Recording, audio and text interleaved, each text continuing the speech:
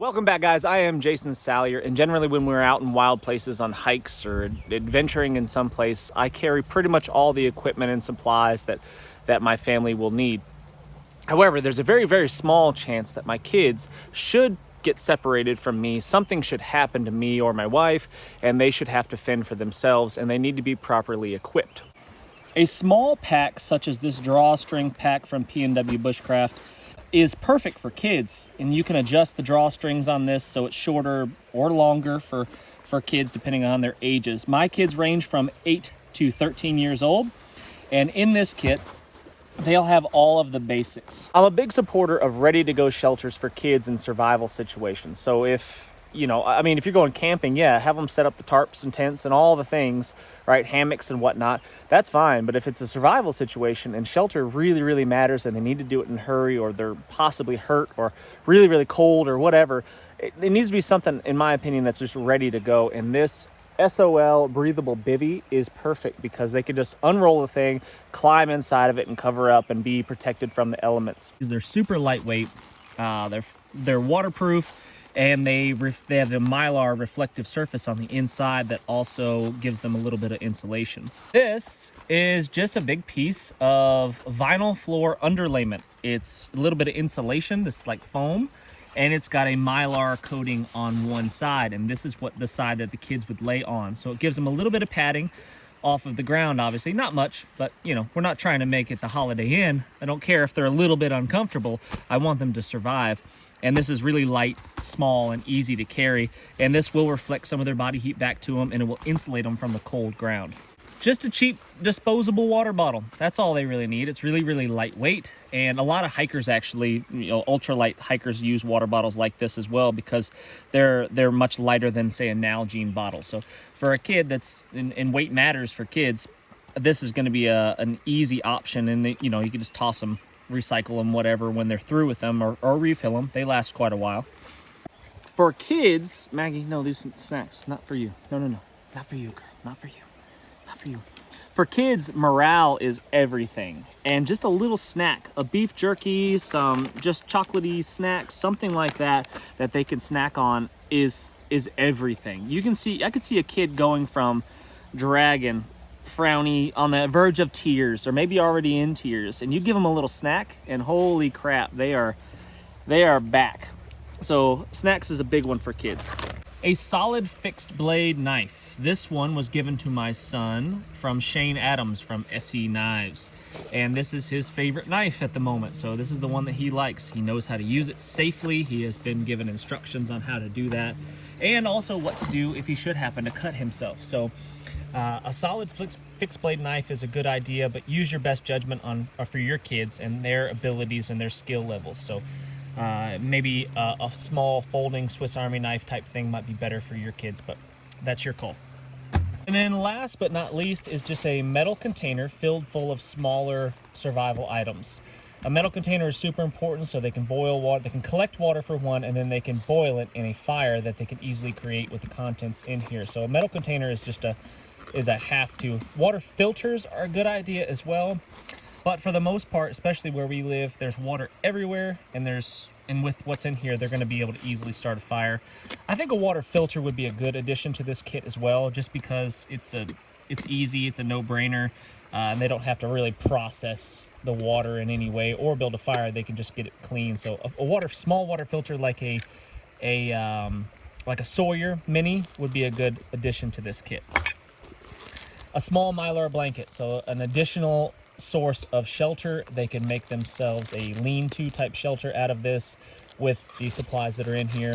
I don't love Mylar blankets, but I tell you what, they are small, they are lightweight, and they will get the job done for a one-time use for the most part in emergency situations. So they can just cover up in these, wrap themselves up and get out of the rain, and that's an easy one.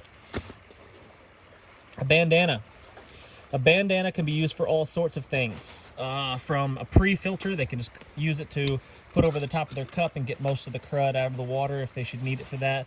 And a bandage, if they should cut their fingers with their knife or something, they can wrap this around their finger and tape it off. All sorts of things for a bandana. Getting this hot pot off of the fire. My kids have been taught how to do all of these things. So a bandana is a really, really useful thing. About 25 feet of cordage. This is a 150-pound test bank line. This stuff is really strong. It gets the job done, and they could use this for setting up their shelters or anything else that a cordage might be used for. A Wazoo fire card. This, I think, is my new favorite fire starter. You can light the corner of this with a lighter, and man, they go up fast, they go up hot, and they'll dry out any wet kindling or tinder you might have found. You could scrape a side of this off, and you can create yourself a little pile, and that is easily ignited with a ferro rod. A small little button compass. As long as your kids have a basic sense of direction and what the cardinal directions are, north, south, east, and west, and what that means and how they can use that to their advantage in a survival situation, a small button compass like this is a really, really handy one. Obviously, a bigger one would be easier to use, but in a pinch, just being able to travel in one direction, just pick it, north, south, east, or west, pick a direction and head that way and keep heading that way till you find some safety, you find people, you find whatever, that can be a lifesaver. A lighter, preferably a bright color one, brighter than this, a hot pink one, whatever, orange. Something really bright is a good idea, and wrapped with duct tape. Duct tape is used for everything. Everybody knows that, right? So this stuff is good for improvised bandages. It is a good fire starter, so you can light this with your lighter, tear off a piece of that, light it, and get yourself a fire going that way. If you should have used up that fire card and didn't have success for some reason, duct tape's there and ready to go. You can patch holes in your Mylar blanket or your SOL Bivvy with it. All sorts of uses for duct tape. And then if you want your kids to be able to use the lighter successfully, make sure you remove the child safety thing, that little metal shield that comes over there and makes it more difficult to light the lighter with small, cold little hands.